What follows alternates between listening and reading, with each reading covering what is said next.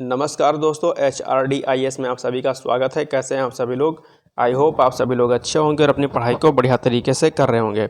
देखिए, आज है 28 फरवरी और आज के कुछ महत्वपूर्ण करंट अफेयर्स को हम लोग देखें उसके पहले आज का सुंदर सा कोटेशन ये है कि हमारे दिन की शुरुआत, क्या मैंने बोला कि हमारे दिन की शुरुआत एक नए संकल्प के साथ होनी चाहिए। हमारे दिन की शुरुआत एक नए संकल्प के साथ होनी चाहिए। यानी कि जब भी आप डेली सुबह उठें और पढ़ने बैठें तो अपने मन में ये संकल्प लें, प्रण लें कि आज मुझे पूरे दिन में पॉलिटी के इतने चैप्टर को समाप्त कर लेना है, या PYQs को मुझे इतने चैप्टर को समाप्त कर लेना है, या कोई भी जो है लॉन्ग टर्म में भी आप डिसीजन ले सकते हैं कि मुझे वर्ष 2024 में RU की परीक्षा हो, चाहे वो PCS की परीक्षा हो, चाहे वो UPSC की परीक्षा हो, मुझे उन परीक्षाओं को क्रैक कर लेना है।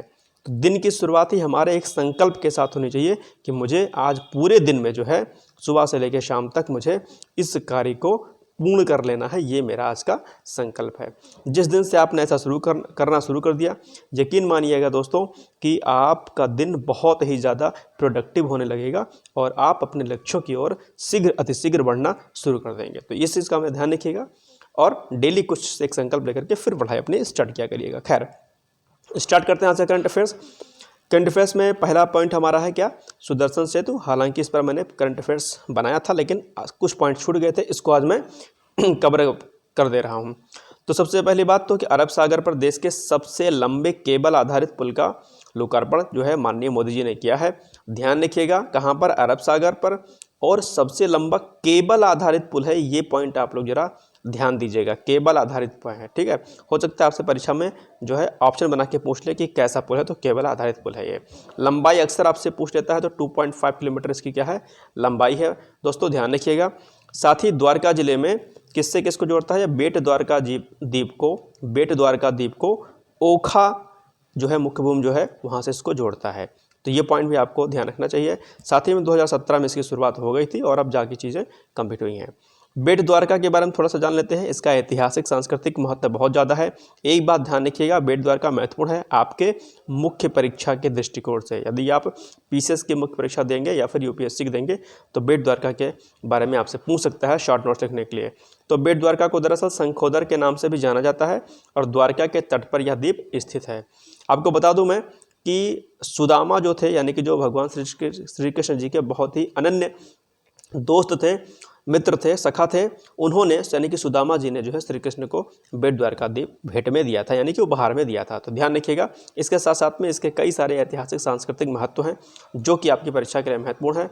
आपको बता दूं कि बेट द्वारका द्वीप पर आक्रांताओं ने बहुत बार हमला किया, बावजूद इसके जो है ये सुरक्षित रहा, भारत के पास रहा बाद में, ठीक है। खैर, तो ये चीज़ें हैं, जरा इसको ध्यान रख लीजिएगा। विकिपीडिया से बेट द्वारका को एक बार आप लोग अच्छे से कर लीजिएगा। दूसरा, कोस्ट गार्ड यानी कि तटरक्षक में महिलाओं को अस्थायी कमीशन की बात कही गई है। इन्होंने कही है, माननीय उच्चतम न्यायालय यानी कि सुप्रीम कोर्ट ने कहा है कि कोस्ट गार्ड में यानी कि जो तटरक्षक बल होते हैं वहाँ पर महिलाओं को अस्थायी कमीशन दिया जाए।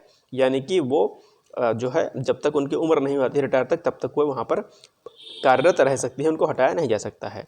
तो ये चीज़ महत्वपूर्ण है, ध्यान रखिएगा। हो सकता है आपसे ऑप्शन में पूछ लें कि हाल ही में सुप्रीम कोर्ट ने निम्नलिखित में से किस डिपार्टमेंट में या किस विभाग में जो है महिलाओं को अस्थायी कमीशन देने की बात कही है, तो तुरंत आपको आंसर पता होना चाहिए कहाँ पर, कोस्ट गार्ड में यानी कि तटरक्षक बलों में, ठीक। महत्वपूर्ण पॉइंट है, ध्यान रखिएगा। सुप्रीम कोर्ट का डिसीजन है इसलिए महत्वपूर्ण हो जाता है। अब सुप्रीम कोर्ट की बात आ गई तो सुप्रीम कोर्ट के जजों की नियुक्ति कैसे होती है और इनको कैसे हटाया जा सकता है, ये पॉइंट भी आज आप लोग जो है पढ़ लीजिएगा। ये आपका टास्क है आज का, ध्यान रखिएगा। सुप्रीम कोर्ट बहुत ही मोस्ट इंपॉर्टेंट चीज़ है। और साथ ही में आपको ये भी बताना है कि अभी जो है भारत के जो मुख्य न्यायाधीश हैं यानी कि CJI chief justice of India कौन है, ये पॉइंट भी आपको देखना है क्योंकि अक्सर परीक्षा में आपसे प्रश्न पूछ लेता है, ठीक। चलिए, तीसरी न्यूज़ है, पाकिस्तान की पहली महिला CM यानी कि पाकिस्तान में कोई पहली बार महिला मुख्यमंत्री बनी है।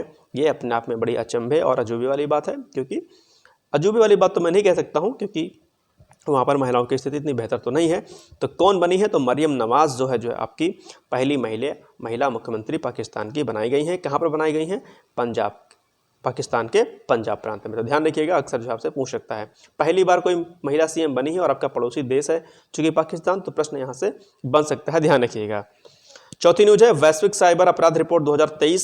ये आजकल बहुत मैटर चल रहा है, साइबर सिक्योरिटी बहुत बड़ा इश्यूज है। आपका यूपी पीसीएस और यूपीएससी की मुख्य परीक्षा में जो है आपका ये सिलेबस का पार्ट भी है, क्या, cyber security, internal security, cyber security. तो ध्यान दीजिएगा, इस पॉइंट को आप लोग जरा नोट कर लीजिएगा, मुख्य परीक्षा के लिए महत्वपूर्ण है और साइबर सिक्योरिटी पर बहुत बार प्रश्न आता है।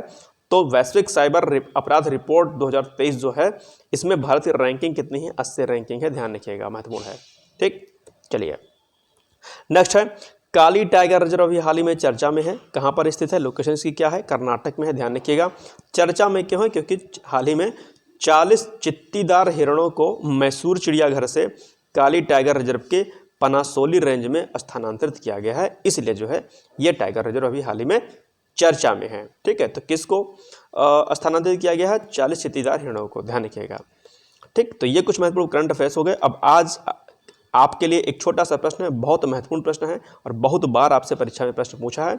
वित्त आयोग का गठन किस आर्टिकल के तहत किया जाता है। ठीक है, यानी कि article 280, option number A, option number B article 52, option number C article 282 या ऑप्शन नंबर डी आर्टिकल 352। ठीक, तो ये महत्वपूर्ण करंट अफेयर्स था और साथ ही साथ में आपके लिए ये जो है प्रश्न आज का था। मुझे उम्मीद है कि आप लोग कमेंट बॉक्स में जा करके आर्टिकल आप लोग जरूर बताएंगे कि वित्त आयोग यानी कि फाइनेंस कमीशन का जो है गठन किस आर्टिकल के तहत, किस अनुच्छेद के तहत किया जाता है। उम्मीद है कि आप आंसर देंगे और मैं बार बार कहता हूं कि जब आप कोई भी प्रश्न जो है सर्च करते हैं तो आपको एक प्रश्न के साथ में कई सारे प्रश्नों के उत्तर मिल जाते हैं। तो ध्यान रखिएगा, आप जिस भी प्रश्न का उत्तर दीजिएगा वो तो ठीक है, लेकिन साथ ही साथ में आप लोग जो है जितने भी आर्टिकल्स इसमें दिए गए हैं सभी आर्टिकल्स को भी एक बार आप चर्चा जो है देख लीजिएगा। महत्वपूर्ण करंट आर्टिकल्स हैं ये सारे के सारे। ठीक है, चलिए फिर मिलते हैं कल, तब तक के लिए जय हिंद, जय भारत। खुश रहिए, मस्त रहिए, व्यस्त रहिए, पढ़ाई करते रहिए, सफल जरूर होंगे, उम्मीद रखिएगा। धन्यवाद, जय हिंद, जय भारत।